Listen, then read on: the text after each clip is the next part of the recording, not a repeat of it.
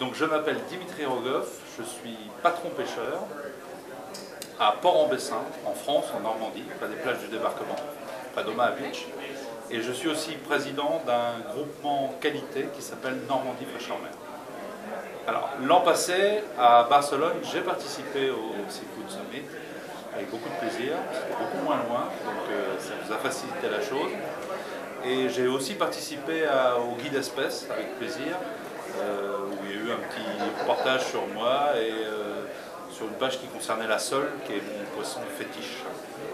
Nous, marins-pêcheurs, j'estime qu'on est toujours au début de chaque chose. C'est-à-dire que le poisson, il commence par le marin. Le poisson n'existe pas. Le poisson existe sans le marin, mais avec le marin, le poisson peut venir dans l'assiette. Donc effectivement, je pense que les marins-pêcheurs ont leur place au seafood. Ils ont une place à défendre et ils ont leur profession à expliquer. Parce que entre des gens qui veulent faire le commerce du poisson et des gens qui veulent faire préserver la ressource des océans, le marin-pêcheur doit trouver sa place et sa voix pour qu'il puisse s'exprimer.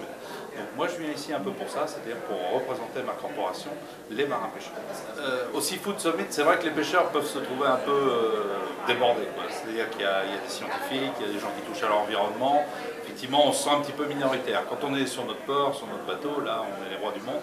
Ici on est un petit peu perdu, mais on a notre place à trouver, notamment pour expliquer quel est notre métier au quotidien, quel est notre rapport à la ressource, l'importance de notre activité sur le littoral. Moi j'estime que les pêcheurs sont les premiers défenseurs du milieu marin et sont indispensables dans le tissu social du littoral. C'est-à-dire qu'il existe une vraie économie sur les côtes, une économie qui tient à la pêche, qui tient au tourisme, qui tient au savoir-faire des pêcheurs, aux métiers annexes, c'est-à-dire à la réparation des bateaux, tout ça. Et ça c'est quelque chose qui est primordial.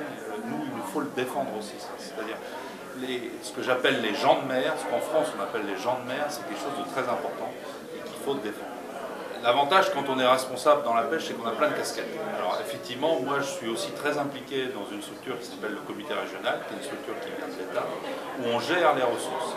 Et c'est certainement ce qu'il y a de plus important depuis 20 ans, c'est-à-dire que maintenant on essaie, au niveau professionnel, les professionnels essaient de gérer la ressource. C'est-à-dire qu'ils appréhendent le niveau des stocks et ils prennent des décisions professionnelles pour faire en sorte que la pêche puisse durer dans le temps. C'est vraiment quelque chose d'important et c'est quelque chose de quotidien. C'est-à-dire que dans nos pratiques, on essaie d'être efficace, de trier le poisson. On dit chez nous, on ne trie pas sur le pont, on trie sur le fond. C'est-à-dire qu'on emploie des engins sélectifs et on travaille à tout ça, à mettre en place toutes ces choses. Alors, la préservation de la ressource est effectivement un sujet primordial, mais tout le monde n'y a pas les mêmes intérêts. Les acteurs étatiques ont intérêt à ce que la ressource soit préservée, parce que quand on a des problèmes de ressources, on a des problèmes sociaux, on a une économie qui n'existe plus. Les acteurs économiques, eux, souvent le business passe avant la ressource. Mais c'est vrai que si on veut faire du commerce de façon aussi durable, il faut travailler sur des ressources qui sont durables. Donc pour eux, c'est indispensable de bien prendre en compte ce critère-là, c'est-à-dire favoriser des pêches qui soient, nous on dit, responsables et durables. Ici, on emploie un autre mot, plus simple, plus court, mais nous on a deux mots. C'est-à-dire qu'on doit pêcher de façon responsable, mais on doit aussi s'inscrire dans la durabilité. Bon, alors c'est vrai que les commerciaux, les commerçants, les gens qui font le business du poisson, c'est une dimension qui n'est pas toujours présente au quotidien dans leurs actes d'achat. Donc on doit, nous pêcheurs aussi, appuyer là-dessus pour leur dire non, vous n'aurez pas du poisson trop petit, non, le poisson trop petit ne doit pas être commercialisé, ça c'est un exemple, mais on a notre mot à dire là-dessus. Actuellement, on est loin d'être dans un monde parfait, surtout au niveau de la pêche, puisqu'on s'aperçoit qu'au niveau mondial, on a l'ensemble des ressources qui diminuent. Au niveau, dans les pays dits civilisés, enfin, on a aussi des gros problèmes sur la ressource. Donc effectivement, tout le travail reste à faire. C'est-à-dire qu'on a, tout pendant qu'on aura globalement des ressources qui diminuent, on sait qu'on n'aura pas réussi notre challenge. Au niveau européen, la commission de pêche a fait état de l'échec des réglementations depuis 20 ans. Donc il faut trouver d'autres systèmes, il faut pêcher autrement. Moi je dis souvent à mes collègues qu'il faut pêcher avec sa tête plus qu'avec ses mains. C'est-à-dire qu'il faut réfléchir. L'acte de pêche n'est pas un acte innocent. Et le poisson, ça c'est une chose que je voulais rajouter, le poisson n'est pas un aliment comme les autres. D'abord, c'est un aliment, c'est quelque chose qu'on met dans sa bouche, qu'on met dans la bouche de ses enfants, donc symboliquement c'est très fort. Et c'est une nourriture sauvage, et c'est la dernière nourriture sauvage. Donc ça nous oblige à un certain respect par rapport à la ressource, par rapport aux produits. Et il faut que cette notion-là soit prise en compte et par les professionnels de la mer et aussi par les gens qui distribuent le poisson. Le poisson n'est pas une nourriture anodine, ce n'est pas une protéine comme les autres, ce n'est pas quelque chose qu'on aime. Donc on doit faire attention pour que les générations qui vont venir après, là ça fait un peu comme le commando Cousteau, cette génération, puissent profiter du poisson. Nous pêcheurs, on collabore depuis très peu de temps avec les ONG. Au départ, les ONG étaient considérées chez nous comme des empêcheurs de tourner en rond, et c'est des gens avec qui on travaillait.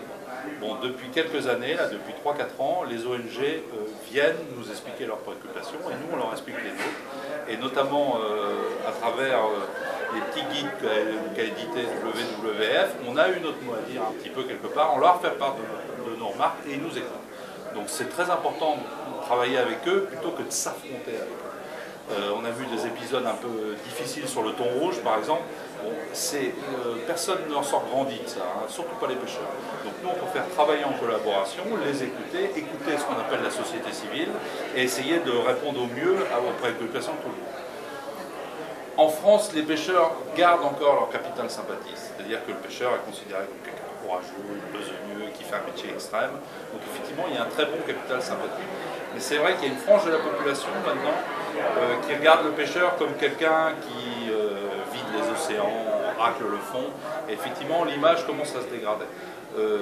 On a aussi un problème, c'est par rapport aux subventions que touchent les pêcheurs, notamment par exemple avec la crise du gasoil où les pêcheurs ont touché pas mal d'argent. Les gens ont l'impression que les pêcheurs sont des assistés et ça commence à être mal perçu. Donc on a aussi besoin de travailler notre image à ce niveau-là. Moi c'est ce que je cherche à faire au quotidien, c'est-à-dire j'explique le travail du pêcheur en mer, je démystifie un peu le pêcheur en mer. C'est un boulot pas comme les autres, mais c'est un vrai travail. Il faut l'expliquer, le montrer, faire voir comment on travaille. Ça nous rendra un peu plus humains.